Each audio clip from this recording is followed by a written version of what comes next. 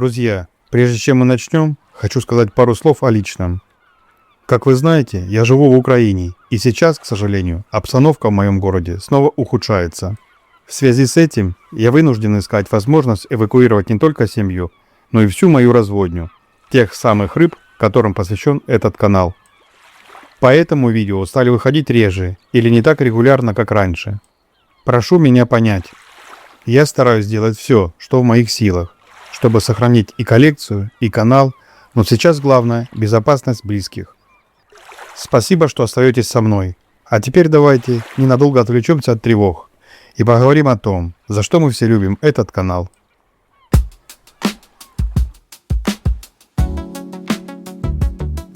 Приветствую всех на канале Любитель Трофеусов. Сегодня мы поговорим о настоящих малышах, которые при этом обладают характером покруче иных гигантов. Представьте, вы живете в доме, который не меняли всю жизнь. Вход настолько узкий, что пролезать приходится боком, а ваша половинка сидит буквально у вас на голове. И это не социальный эксперимент, а суровая реальность озера Танганьика. Сегодня мы поговорим о рекордсменах по скромности жилплощади, о рыбах, которые выбрали самую необычную недвижимость в Африке – пустые раковины улиток. Знакомьтесь, Неолампрологус бревис.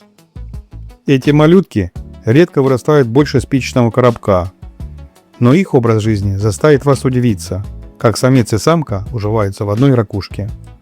Почему они такие привередливые в выборе жилья? И какой аквариум им нужен на самом деле? Давайте разбираться. Начнем с прописки. Неолампрологус бревис – эндемик озера Танганьика. Встречается он буквально по всему озеру, от Конго до Танзании. Но если вы нырнете искать его у берега, скорее всего, ничего не найдете.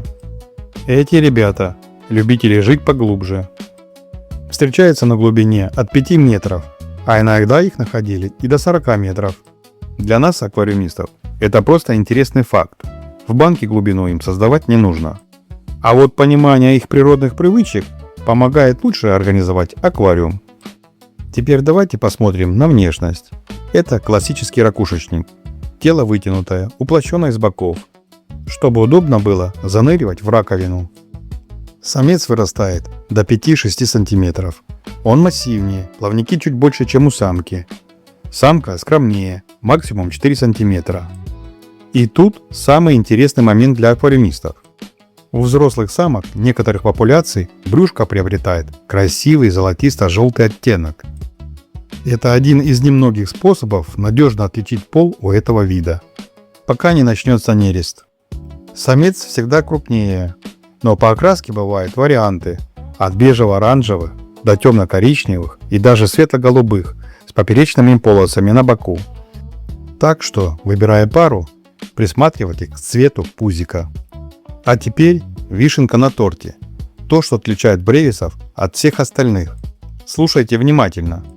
Большинство ракушковых цихлид живут гаремами. Один крупный самец, вокруг него несколько самочек. И у каждой своя личная ракушка. Но наш сегодняшний герой пошел другим путем. Неолампрологус бревис – единственная известная танганьикская цихлида, у которой самец и самка постоянно живут в одной ракушке. Да, вы не ослышались. Это моногамная пара, которая делит однушку. Это уникальная стратегия, которая позволяет им выживать там, где ракушек мало, и они разбросаны по дну. Им не нужно искать целый гаремный квартал. Им нужна всего одна крепкая ракушка. Они ищут уже достаточно вместительную ракушку, в которой сможет поместиться и самец, и самка. А песок вокруг просто подкапывают, чтобы удобнее было заныривать и чтобы вход оставался небольшим. Так что это не строители, а грамотные риэлторы. Ищут просторную жилплощадь с хорошим расположением. И самое трогательное – это протокол безопасности. При угрозе они не лезут в ракушку толпой, очередность строгая. Первой всегда ныряет самка, она мельче, ей нужно больше времени, чтобы устроиться в глубине. Самец, как настоящий джентльмен, прикрывает тыл и забирается следом, заслоняя собой вход. Броня крепка. В дикой природе они не просто сидят в засаде, Это планктофаги, то есть рыбки парят в 10-20 сантиметрах над своим домиком и ловят проплывающий зоопланктон. Охотник, который всегда рядом с домом. Ладно, с дикой природой разобрались. Давайте поговорим о главном. Как содержать это чудо дома. На пару бревисов вполне достаточно аквариума от 60 литров. Это комфортный объем для 2 рыбок. Но здесь есть один нюанс, о котором нужно знать заранее. Бревисы – замечательные родители. Они не поедают свое потомство, и в хороших условиях размножение идет очень активно. И если вы посадите пару в 60 литров, вы очень быстро получите колонию, которой этот объем станет катастрофически мал. Начнутся территориальные разборки, и рыбы перестанут нормально жить. Поэтому мой совет – ориентируйтесь на длину. Для пары, а тем более для разрастающей колонии, комфортнее будет аквариум от 80 см в длину. Это даст пространство для зонирования и спокойной жизни нескольким поколениям. Грунт только песок. И не тонкий слой, а приличная подушка в 4-5 см. Эти рыбки любят копать, обустраивать территорию вокруг ракушек. Ищем ракушки с крупным входом, такие, чтобы рыбки могли в них заныривать. В наших условиях хорошо подойдут небольшие рапаны или раковины ампулярий. Выбирайте ракушку так, чтобы самец мог свободно в нее заныривать. Многие аквариумисты при установке прикапывают ракушки, оставляя видимым только вход. Но глядя на своих питомцев, я заметил, им это не особо нужно. Они все равно перекопают все по-своему, как только заселятся. Поэтому я просто расставляю ракушки на грунт, а уж они сами решат, где их и как их копать. На что обращу ваше внимание, обязательно соблюдайте дистанцию между ракушками для разных пар. Если поставить 2 ракушки рядом, одна пара начнет войну, потому что для бревисов территория вокруг ракушки – это святое. Не забываем, аквариум должен быть оборудован хорошей фильтрацией, аэрацией. Также устанавливаем обогреватель с терморегулятором. Обязательно еженедельная подмена воды 30% от общего объема аквариума. Оптимальные параметры для содержания. Классика для танганьики. Температура 25-27, кислотность 7,5-9,0, жесткость от 9 до 20. К растениям рыбы равнодушны, но так как они часто копают грунт, ваши растения будут плавать на поверхности. Никаких крупных хищников, лучшие друзья – другие мелкие ракушечники. Но следите за конкуренцией за ракушки. Подадут мирные циприхромисы. Неплохо будут смотреться и стайные парациприхромисы в верхних слоях. Бревисы – хищники по природе. В дикой среде питаются личинками насекомых, зоопланктона, но иногда другими мелкими беспозвоночными. В аквариуме хорошо кушают различные живые и замороженные корма. Креветка, мидии, циклоп, дафния. Хорошо едят качественный сухой корм. Рекомендуется кормить их 1-2 раза в день в небольших порциях, которые они смогут съесть за несколько минут. Важно следить за тем, чтобы не перекармливать.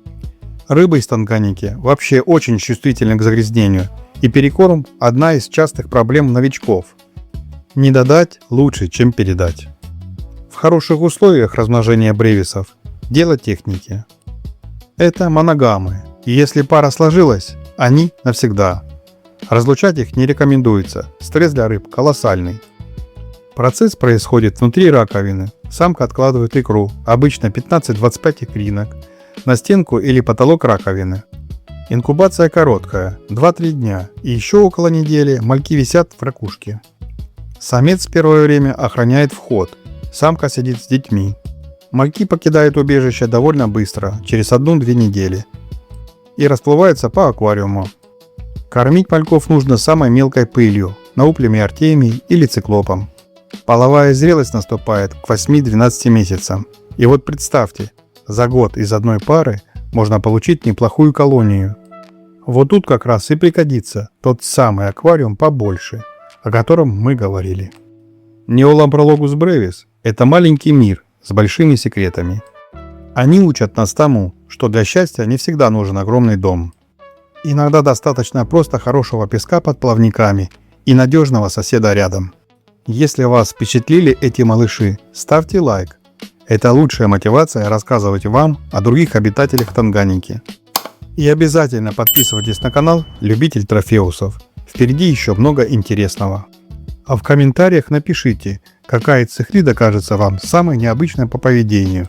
Мне правда интересно ваше мнение. Спасибо, что смотрите и остаетесь со мной. Помните, даже в аквариуме есть место настоящей дикой природе. Всем добра и берегите себя.